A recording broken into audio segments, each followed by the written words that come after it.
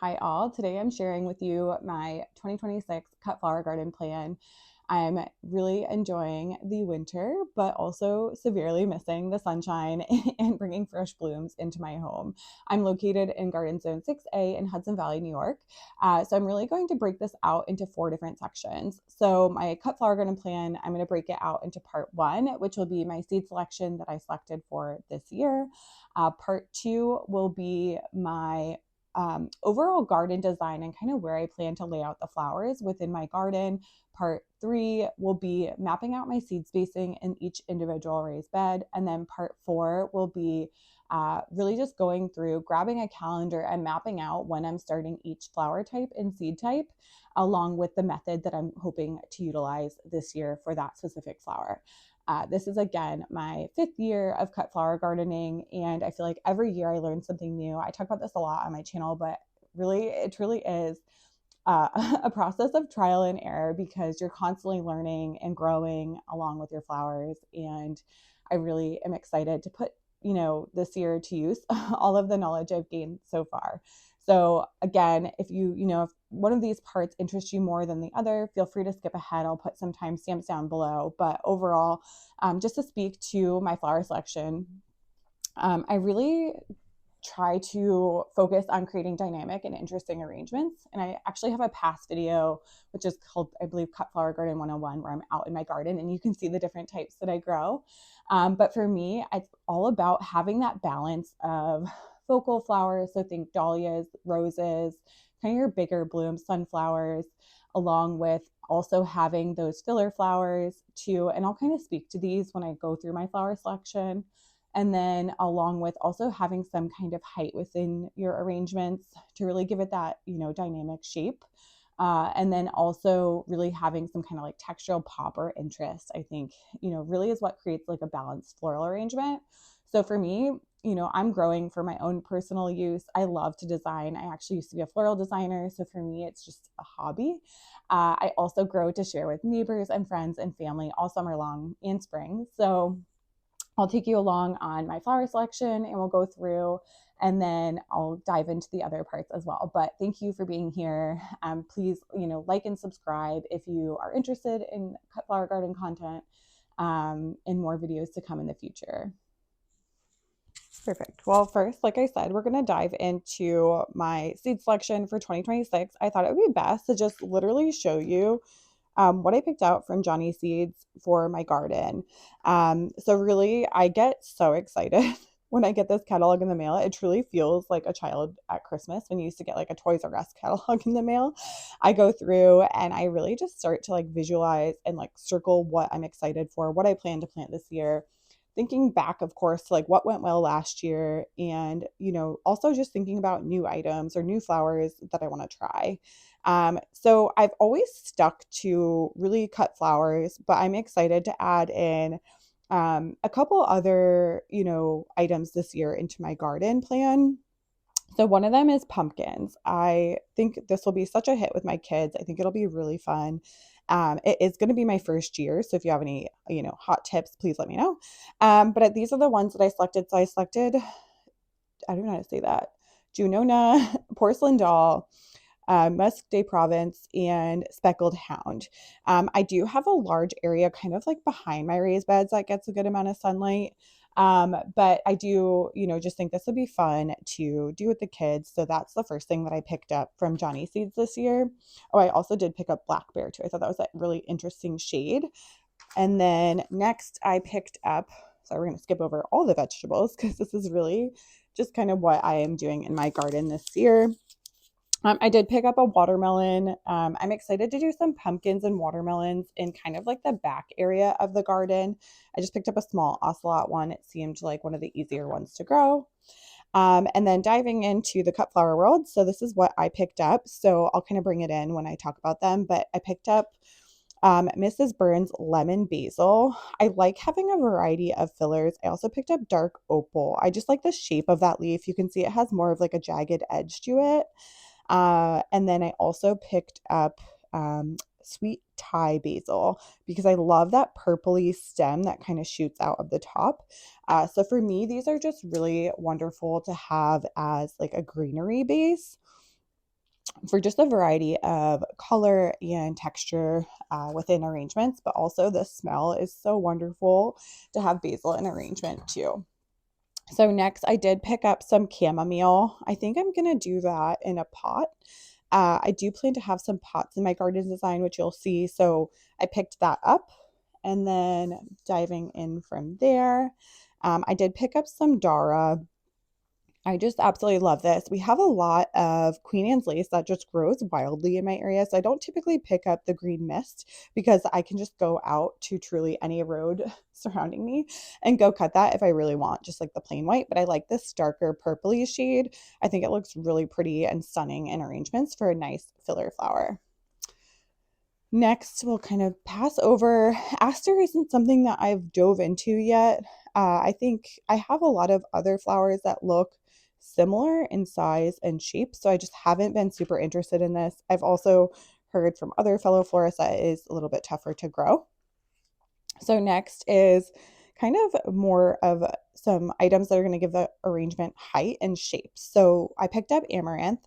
This last year I had the emerald tassels. Absolutely love the way it cascades out of an arrangement is truly stunning. But this year I also picked up, and I'll bring you in a little closer, coral fountain and hot biscuits. I have actually grown hot biscuits in the past as well, and I just love that like golden mustardy tone, especially in the fall. It looks so pretty in arrangements, but coral fountain is just really pretty too. So all three of those I picked up, and I have a portion of one of my raised beds to dedicate towards amaranthus. And then next is celosia. I absolutely love celosia. Last year or the year before, I think I grew Florette's flower sponge sugar, and it was so pretty. I wish that she still sold seeds, but I don't believe she is this year. So I did pick up flamingo feather, and I also picked up shimmer. I love flamingo feather. Oh, sorry. I also picked up terracotta down here too. It's such a pretty color, but these are just such a beautiful like textural element as well within an arrangement. So really excited about those. Next, I adore cosmos. I've grown them every year. To me, they're one of the like easiest cut flowers to grow, and they cut and come again all season long. They were truly my best producer last summer. So I don't know if it was the climate or what, but I just got endless and endless amounts of cosmos. I went out every day and felt like I could cut cosmos. But these are the ones I picked up this year. I'm really focused on the double. I have in the past bought in Cupcake and Versailles Flush. I think they're stunning. They have a really beautiful shade to them, but I just find that the double cosmos really just hold up longer vase life wise. So I'm really just kind of leaning into those more this year. So I'm picking up the double click cranberries, as you can see that I circled, double click mix, and then double click bicolor violet. I grew double click bicolor violet last year, and just the variegated colors were so pretty, and they really kind of just bridged a lot of colors in my arrangements and offered just a visually like really interesting piece to an arrangement. So I'm excited to grow those again this year. Next, I'm not growing delphinium. I thought about it, but I'm always out there with my little ones, and I'm just too scared because I know that they, as you can see, I think it makes a comment in here somewhere, but they are very poisonous, and I'm just too nervous with my little ones always in and around my garden. My almost 2-year-old still loves to randomly put things in her mouth, and while I watch her, religiously, I just am too spooked about it. So we are going to skip that. One year I'll grow them, just not this year. But I did pick up echinacea. This is definitely native to where I am. I see them everywhere, even in the wildflower pastures like by my house. So I'm excited to grow some of these more surrounding my raised beds than in, and you'll see that in my plan. But I picked up Paradiso tail mix along with Echinacea purpurea. So very excited to add some more of those around my landscape. I think they're so beautiful, and they do just cut, and you can cut them over and over again. So that's lovely. Next, I did pick up some Gumfrenia. I love this textural pop and arrangements. I picked up raspberry cream and orange as well. So very excited. I wanted something different. I have some orange pops throughout my dahlia, so I think that'd be fun to bridge some of the colors and arrangements. That's why I picked that up. And then again, for a greenery, I picked up Mahogany Splendor. I think this deep burgundy color really makes your flowers pop. I've grown it in the past, but this year I'm excited. I'll probably dedicate like a whole pot to it, to be honest. I think it's just really pretty.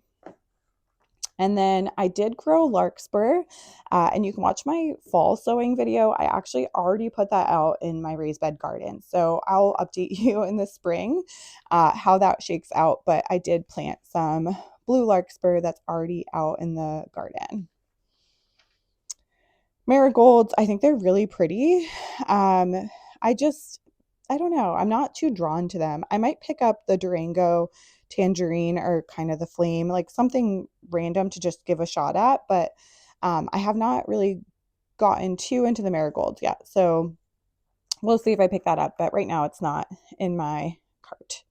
Next is Feverfew. I'm going to pick up the Magic single. So that, I just think adds a nice different shape to your arrangements. It's a much smaller flower. So for me, that'll be a great filler. And then next, let's see. I did pick up some nasturtium. I'm going to do a dedicated pot of nasturtiums around the raised garden bed. So I'm excited to grow that. This will be my first year trying that out. But I just thought the shape of the flowers was truly, really beautiful. And I loved this Bloody Mary mix. I thought it was really pretty. Next, these are ones that I already put in the garden. And again, you can watch my cool cut flower garden sowing from the fall, but I did grow Love and Mist, Nigella, and then I also put in the garden Orlea White Finch. So that's already out there in one of the raised beds, and you'll see that in my garden design as well. Next is Rudbeckia. I did pick up Sahara and Rudbeckia triloba. This one grows native to me. So again, it is in kind of all those wildflower pastures surrounding me. But I'm excited to, add a couple more to the surrounding area of my raised beds. And then Starflower. I love, love, love Scabiosa. And this one just adds, first of all, it dries beautifully, but it adds such a nice textural pop in an arrangement. And it's got that very beautiful coloring to it as well, and a very interesting shape. Next, I did pick up some Scabiosa. So I did the triple berry mix. I just wanted kind of a mix this year of all different colors. Last year, I think I grew the Merlot red, but it looks like that is kind of in there anyways. And then I did pick up the salmon rose as well. Moving on, Snapdragon was probably one of my favorite flowers I grew last year. So I'm very sad. The double ones are sold out because those look stunning. So I'm going to try to get in earlier to get those next year. But I did pick up the Madame Butterfly Cherry Bronze. I also picked up the Johnny's Potomac Custom Mix and the Madame Butterfly series. So being that I'm a little still new to Snapdragon, these are the varieties that I chose. I just kind of wanted to have a mix of different colors and shapes. So I picked up two different varieties, the Butterfly and Potomac. So I'll report back on how that goes in the summer, but really, really loved this like cherry bronze color. Was stunning. Oh, I also have Chantilly salmon. All right, and then next, this is gonna be my first year taking a stab at stock. I do find it similar in like shape to Snapdragon, but I truly just think Snapdragon's more beautiful. But this color really caught my eye, the vintage brown, and I'll bring it in. I thought it was really, really pretty. So I'm going to add that to my garden this year. And then Strawflower is such a love of mine. They just dry so beautifully. And I think they, again, give you that really interesting textural element within an arrangement too for a filler flower. So I picked up Cranberry Rose, which is this really deep red. It's so pretty. And then I also picked up the Apricot Peach Mix. So I'm excited to add those this year and kind of take a look and see how those go. Next is sunflowers. I have such a love of sunflowers. They actually get an entire raised bed in my garden, but I'll also add them into my surrounding beds too, around my patio and in the front yard as well. I think they're just really easy to grow. They're definitely in my top easiest flowers to grow category. So there's two varieties though. There's Pro Cut, which you get a single flower from. So something to keep in mind. And then there's branching, which again has that more cut and come again vibe. And like they sound, they branch out and have many flowers on one stem. So these are the ones that I chose to pick up this year. I picked up Pro Cut Red, Pro Cut White Knight, and then this new one, Pro Cut Lemon Light. I just liked the kind of looked like a more toned down yellow in it, but we'll see. So those are the three I picked up for the Pro Cuts. And then for the branching, I absolutely love a chocolate sunflower. I think the color, especially in the fall or towards the fall, just like looks so pretty. And then the strawberry blonde, just the beautiful, beautiful coloring there. I get so excited to grow that one. I really enjoy it. And then that's it for that, because again, I'm just doing one sole raised bed. I did pick up some viola. I don't see it in these photos, but it's more of like a bluish tone. And last year I had a whole pot dedicated to them. So I think I'll do that again this year, or a whole container. So we'll do that again. But seriously, so much variety to be had. I did find too that the ones that I cut, well, the stems can be shorter. The ones I grew last year, for some reason, I kept popping them in arrangements because I was able to get a long enough stem that would like reach the water. Next, I have such a love for yarrow. So I picked up the summer pastel mix. I think yarrow is so versatile. I think the coloring is stunning, and I did find it pretty easy to grow I actually put it in my landscape last year and it looked beautiful as well. But I enjoyed cutting pieces and bringing it to arrangements. Uh, Next is zinnias. So zinnias also can be a focal flower. I feel like some of them grow to be pretty large size, but I do use them as a filler as well. So right here is what I picked up. I picked up linen this year. I think that's a new shade for them, and I just thought it looked really, really pretty. It's got almost like a soft yellowy, peachy pink look to it. So kind of really looked nice with like a lime center. And then when I shop for zinnias, truly I've had the most, or I think their most appealing ones are the Queenie series. So I did pick up all four of them this year. So I have Queenie Red Lime, Queenie Lime Orange, Queenie Lime with Blush, and Queenie Lemon Peach. I just think they're the most full and uniform looking. I think they just end up looking the best. So that's where I leaned there. I did pick up a Benary's Giant Mix to kind of put around in my landscape too, but because again, these are one of the top easiest cut flowers to grow. So if you need to start somewhere, start anywhere, start with zinnias. They're truly easy to grow and beautiful, and you can cut and come again all summer long. So next, oh, I did pick up more. So Persian carpet and jazzy zinnia mix, they're a very small bloom compared to, the bigger zinnias that I just spoke to. So these just make for, adding some really interesting shape to your arrangements because they're pretty small compared to the main zinnias. And I really enjoy the variety of color. Like I'll bring it in a little bit more, but there's such a variety of like variegated color in there that it really helps tie arrangements together and kind of bridge colors and really add an interesting element. I also grew these last year, the Zowie Yellow Flame, and I loved them. I also think they're very interesting. And this year I also picked up Uproar Rose. So we will have a lot of zinnias this year in the garden and surrounding the landscape as well. Lastly, I picked up this shade mix. I've never purchased this before, but I'm really looking for something to kind of put around the edge of my woods to kind of dress it up. It just looks, you know, I don't know. I would just like to add kind of more of like a border around the property, around the garden. So that is something that I'm trialing this year, and I'll let you know how it goes. But overall, that is the seed selection part of the video. That's what I picked up this year. I'm super, super excited. But next, we're going to go ahead and dive into my garden plan, which I will kind of, I think, just pop up on the screen and walk through that way. So if you're interested, stick around for that. But overall, this is what I picked up for 2026. I hope it inspired you to, find something that you love and are excited to grow this year. But again, I think you can even request their catalog online. I highly recommend Johnny Seeds. Their seed packets are amazing. I'll kind of show you one here. But what I love about them is, especially if you're new to gardening, or you just need a refresher or a reminder, it tells you everything on the back. So, it tells you how to grow it. It tells you the spacing you need, it tells you when to harvest, like all of the information is there. But also the quality of seeds. I've never had a bad batch from them. Is truly incredible. So, I highly recommend. But that is the seed selection part, and we'll go ahead and dive into my overall garden design. All right, so this is my overall garden design for 2026. I thought it'd be easiest to just truly pull it up on my laptop. I did design this in Canva. But you can design your just, overall garden design by drawing it out. You can do it on Canva. You can do it in Word. Truly, there's so many options.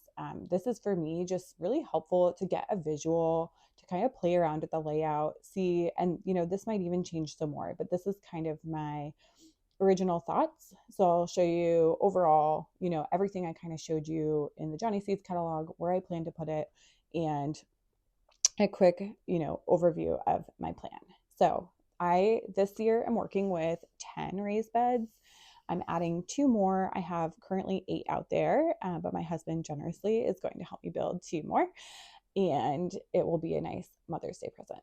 So starting from the top up here, I have the cool flowers that I actually already have in the ground from fall. So I did plant out some Orlea, Larkspur, Bupleurum, which is a beautiful greenery, along with Bachelor's Button and Nigella. So this was my first year taking a stab at cool flower sowing in the fall for spring blooms, so they get a head start that way.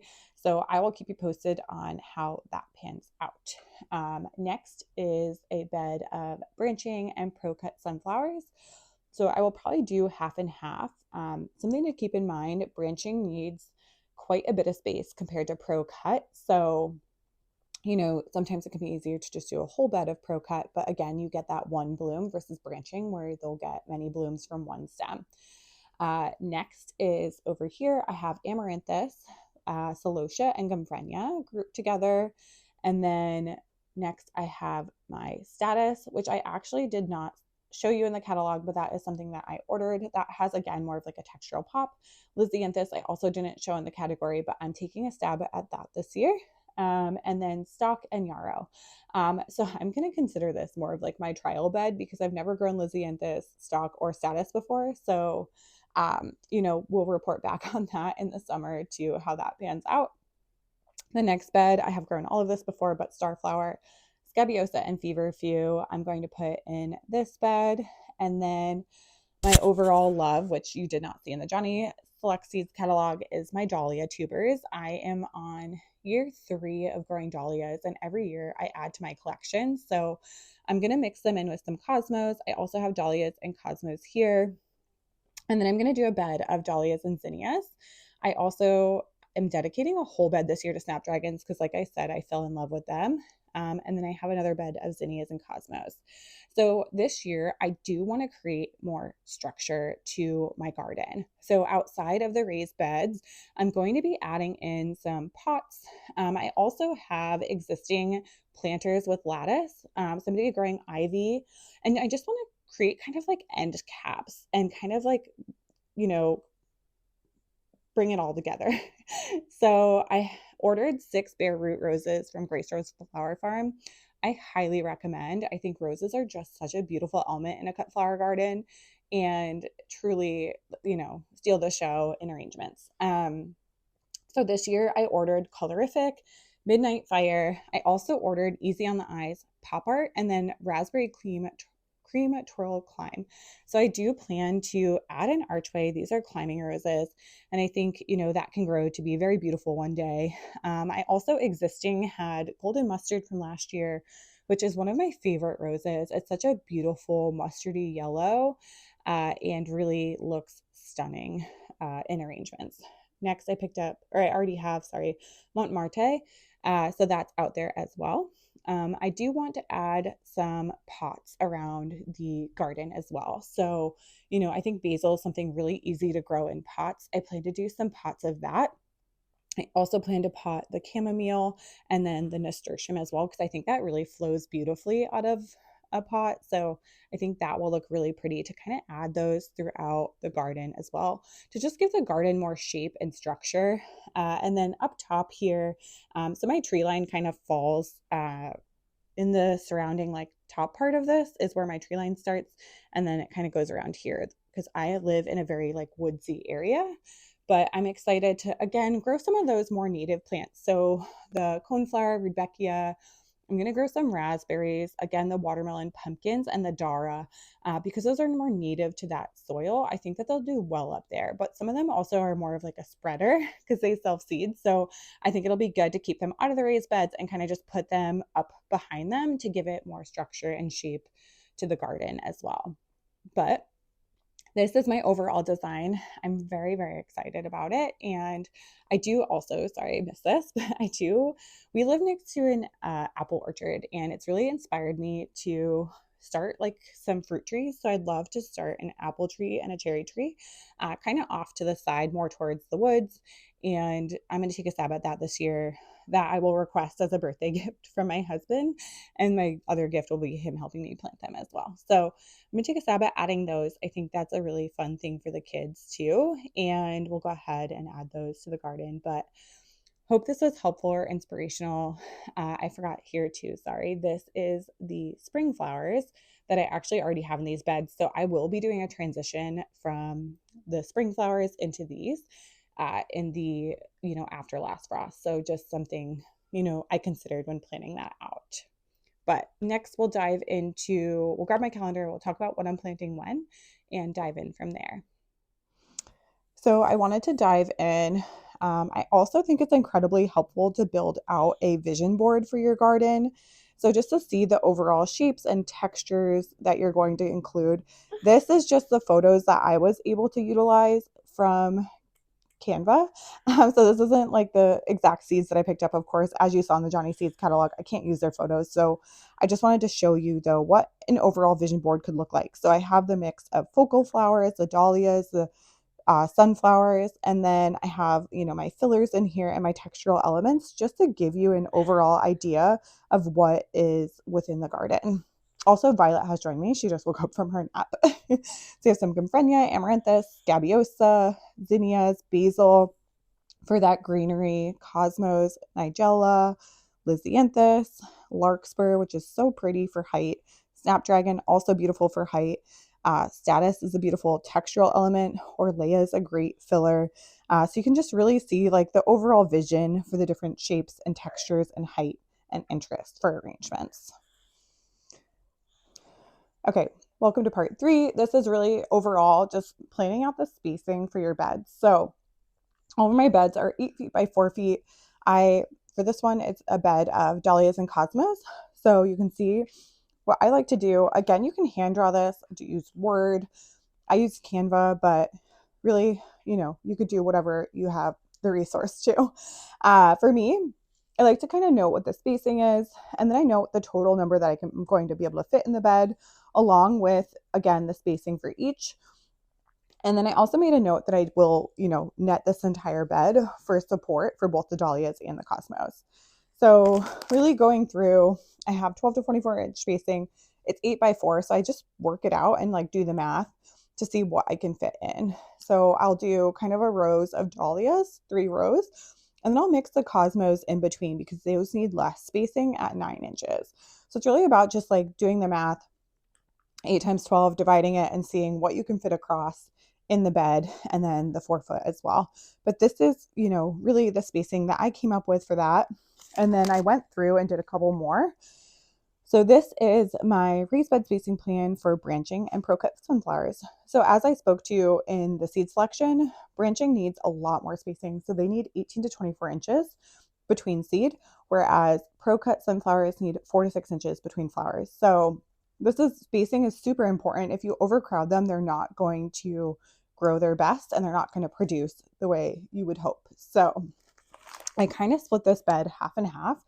I'm going to do a few rows of branching, and then I'm going to do a pretty heavy mix of the pro-cut sunflowers. So I have like little diagram down here. And again, I always list the spacing, and then I do end up tallying like how many I can fit in each bed. So for me, I do try to double seed and then thin them out. So this 44 would actually be, double that. So it'd be 88. And then this 12 total would actually be 24 because I'm going to seed a couple seeds to make sure that I get the germination that I want. So this is another seed spacing example. And then here as well, This is a bed of zinnias and cosmos. So luckily these are a little bit more similar in spacing, but I can fit a good amount, and I'll do the alternating rows as well. So this is my overall spacing plan. Of course, depending on what you hope to grow collectively together, it's really just, up to you. But I find it incredibly helpful to have this knowledge, especially going into ordering the seeds. So I know how many I should order, and also so I don't over order because I'm the queen of over ordering seeds. But luckily, outside of my raised beds and the garden plan I showed you, I have even more space to grow. I have a whole area around my shed and around my patio that I put flowers into. So a lot of times with leftover seeds, I'll put them in there along with my front yard too. I have a couple different areas that I plant in. So whatever doesn't make it to the cut flower garden will make it to the garden surrounding my property. So luckily, outside of these raised beds, because I know I have way more seeds ordered than will fit in these raised beds, I have more areas to plant them. But hope this is helpful. And I think it's really, like I said, helpful to just kind of outline it, draw it up, use Canva, use Word, use Google Docs, whatever you have available to you to really come up with a spacing plan in advance. So I'm going to shift the camera in a second, but I've grabbed my calendar. I have an overview that I made. So this is everything in blue that I'm transplanting, and everything in green is what I'm direct seeding. So I'm just going to go ahead and sit down with you and take my calendar and start writing out when I'm planting what seeds. So for me, I just write this out on my actual calendar that sits on my wall because it's really the only thing my brain functions with, because with 2 kids, I have one calendar to pay attention to, and it's really where I put all my information. So, and what I need to do, what's happening in my life, all of that. So I'm going to take this information and just kind of transfer it onto my calendar and make a list, but I'll also kind of flip the camera on and speak to how I'm starting these different seeds and what my thought process is there. All right, so Miss Violet just woke up from her nap, so you will see her absolutely pop into this video. But today, this is part 4, so I'm going to talk about the kind of planning out my start dates for the different seeds that I picked up. So this will be, I grab my calendar. I like to just use my household calendar, like I said, because this lives in my kitchen and I see it every day. So it's like a very this is what you're doing on this day, and it just reminds me. So I'm going to be using a couple different methods. And just to speak to, again, on the back of those Johnny Seeds packet, it'll tell you if it wants to be transplanted. It'll tell you if they recommend direct seeding. So, I highly encourage you to follow that, but I'll go over kind of what I plan for each seed that I'm picking up. So first off, last year I did have a small grow light set up in my dining room. It was a variety of shop lights, connected to wire racks, and it was successful. So I do plan to do that again this year, but I'm also going to take a stab at the winter sowing method because it sounds very dreamy and more hands-off. And last year I was just constantly staring at them and spraying them every morning and keeping them hydrated. And, I'm just excited to maybe take a little bit of that work off my plate by using the winter sowing method. So I'll speak to each seed and how I plan to start it. But the winter sowing method is very cool. It's basically involves creating a mini greenhouse with a plastic container. So it does have to be plastic or glass and clear and see-through. And then, it just involves kind of planting them in there and then putting them outside in the natural elements. And I think it also, I've heard a lot from folks that it helps kind of harden them off on their own. You can just kind of transplant them afterwards when they're ready and be good to go. So I'll do another video on that, but just wanted to speak to the 2 different methods that I'll be using for flowers that prefer to be transplanted. And then I'll also speak to the ones that I'll be direct seeding. But overall, I think it's easiest to just take it month by month and really speak to the flowers that I picked up and when I'm starting them. So first off is Lisianthus. Lisianthus prefers 12 weeks plus to really get started before your last frost. So the first thing you're going to want to do is look up your last frost date and make sure that you know when that is for your specific garden zone and area, because then you're going to count backwards to get these seeds started. So Lisianthus, I'll be planting out on January 21st. I already wrote it down, and I am going to go ahead and take a stab at the winter sowing method for Lisianthus because, again, I'm very excited as a mom of 2 to have some hands-off options. So then diving into February, This is my list of flowers that want 8 to 10 weeks before last frost. So think what I have listed out here that I've written down in my calendar is yarrow, echinacea, and snapdragon.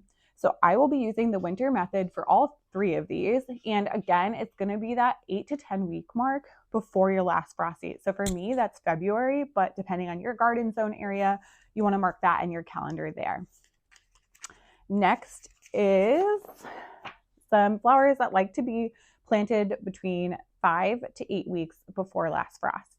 So on March 14th, I'm going to take a stab at planting out some Gomphrenia. I am going to try the winter method. I know they're a warm loving flower, but I'm going to just take a stab at it.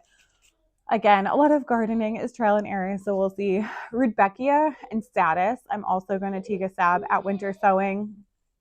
And then for more of the 4 to 6 week mark, these are the flowers that I'm going to be planting more towards the end of March, early April. So what I'm going to be planting then is celosia.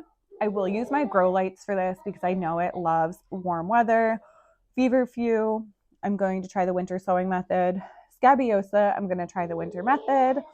Stock, I'm also going to try the winter method. And strawflower, I'm going to try the winter method. That one is kind of on the border. I also might do some of those under the light and just see what performs best. Next is flowers, again, that are more in that like 4 to 6 week mark before your last frost. So when I'm going to go ahead and do the Dara seed in the winter method. Amaranthus, I'm going to do under the grow lights because they are definitely like a heat loving flower. Nasturtium, I'm also going to try under the grow lights. And then moving forward, again, more on that 4 to 6 week mark, I'm going to do the chamomile. So these are ones that I'm planting in April ahead of my last frost. But again, depending on your area, you're going to want to count backwards. And then next, I'm diving into May when I finally hit my last frost date. And these are the flowers that I just prefer to direct seed. It's super easy and they come up pretty quickly for me. So zinnias, I'm going to be direct seeding. You know, you can start those indoors if you want a longer growing season with them, but I have so many flowers that come up in the spring and early summer that, you know, I'm okay to wait for them. Next is pumpkins. I'll be direct seeding those. Sunflowers, I'll be direct seeding those. Cosmos, I'll also be direct seeding those. And basil, I'll be direct seeding those into the pots. Also, watermelon likes to be planted a couple weeks after your last frost. So I'm going to mark that for June and I'm going to go ahead and plant my watermelon out then. So this is pretty much all of the flowers and I'm excited to try the winter method. I highly recommend to check it out. I will be posting a video in the future once I kind of put my Lisianthus in there in my mini greenhouses that I'm going to create, probably with like water jugs. And I also think it's a great way to like use a recyclable product. So that will be nice to see that, get a second use to it. And yeah, we'll do a second video on that. But this is overall really kind of how I like to plan out my garden and get organized while we have this like pause during the winter. So I really appreciate you joining me. Please give me a thumbs up, comment below what your favorite flowers are that you're adding to your garden this year. Let me know also if there's a different place that you source seeds from that you absolutely love and have great quality. I think it's just helpful to create a community where you can share this information with each other, and then hope to have you in the next one. I'll have a lot of videos coming up with seed starting all of these seeds throughout the next few months and how I plan to do it, along with some design videos. I'm hoping to do a kind of wedding series where I design corsages, boots, bouquets, centerpieces, and show you, my different techniques and methods behind that. I think that's kind of where I got my start within the flower world. So I think it's fun to share that knowledge. And yes, hope to have you in the next one. Thanks so much for joining. One more flower that I completely left out, which is so silly, which is my favorite flower, is dahlias. Those are tubers. So I'll be planting those after the last frost date. So that's typically towards the end of May for me, along with my roses that were in my garden plan too. So I purchased 6 new bare root roses from Grace Rose Farm. So I will be planting those out probably like beginning of April. And I'll do a separate video on that down the road as well, but just wanted to pop in and add that to the list of what I'm planting when and just speak to it really briefly. I just wanted to pop in one final time to say that I'm going to kind of put together this garden plan, the spacing that I did as well, and just put it in one like downloadable PDF. I'll try to put it below, but I'm also working on a website to put it on, so I'll work on that and updating you along the way. Just so you have some inspiration if you do want to plant similar groupings of flowers. There's spacings all set up for you.